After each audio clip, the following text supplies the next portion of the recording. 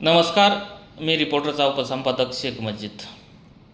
नुकत्याच लोकसभाच्या निवडणुका पार पडल्या। या लोकसभा निवडणुकीमध्ये अनेक घडामोडी घडल्या। महाराष्ट्रामध्ये महाआघाडीची सरसी राहिली आणि महायुतीची धुळधाण उडाली। मराठवाड्याचा जर विचार केला तर मराठवाड्यामध्ये तीच परिस्थिती निर्माण झाली। महायुतीचा मराठवाड्यामध्ये दारुण पराभव झाला। विशेष करून भाजपला जबरदस्त फटका मराठवाड्यामध्ये बसला। मराठवाड्यामध्ये जरांगे फॅक्टर यशस्वी ठरला असंच म्हणावं लागेल।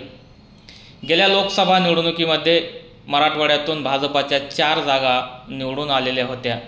यावेळेस भाजपाचं खातंही उघडलं नाही। मराठवाड्यातल्या जनतेने भाजपाला रस्त्यावर आणलं। तर छत्रपती संभाजीनगर मतदारसंघातून शिंदे गटाचे तेवढे संदीपान भुमरे हे विजयी झाले। या मतदारसंघातून तिरंगी लढत झाली।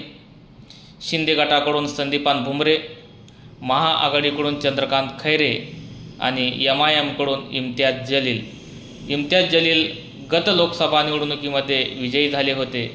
यावेळी मात्र त्यांना पराभवाला सामोरे जावं लागलं। या मतदारसंघातून शिंदे गटाचे संदीपान भुमरे हे विजयी झाले। बीड मतदारसंघामध्ये अटीतटीचा सामना झाला।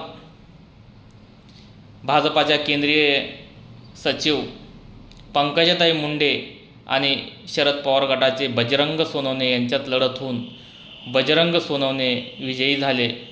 6,500 मताची लीड घेऊन सोनवणे हे विजयी झाले। पंकजा मुंडे यांचा पराभव झाल्याने भाजपाला जबरदस्त फटका बसला। धाराशिव मतदारसंघातून ओमराजे निंबाळकर ठाकरे गटाचे हे उमेदवार विजयी झाले। गत लोकसभा निवडणुकीमध्येही तेच विजयी झाले होते। पुन्हा दुसऱ्यांदा ओमराजे निंबाळकर हे विजयी झाले।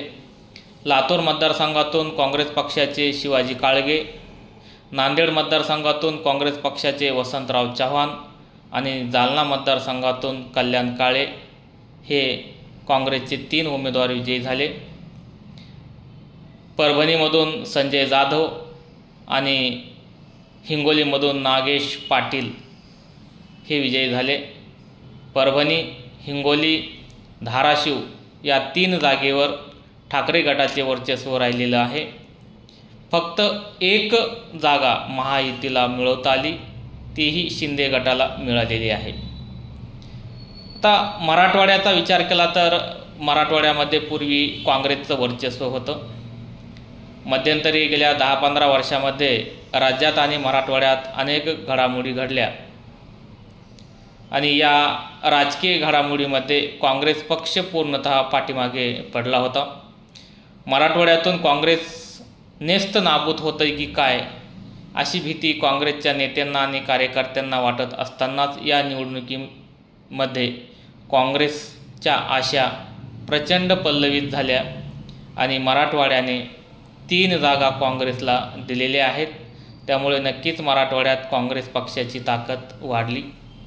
लोकसभा निवडणुकीच्या आधी नांदेडचे अशोक चव्हाण यांनी भाजपामध्ये प्रवेश केला होता। आता त्यांनी भाजपात का प्रवेश केला याची वेगवेगळी कारणं असू शकतात।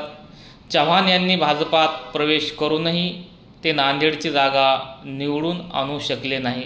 म्हणजेच मराठवाड्यातल्या जनतेने महायुतीला जबरदस्त फटका दिलेला आहे आणि महाआघाडीची सरसी मराठवाड्यामध्ये राहिलेली आहे। या निवडणुकीतून महायुतीने काही बोध घेतला नाही तर त्याचा परिणाम आगामी विधानसभेमध्ये सुद्धा दिसून येऊ शकतो।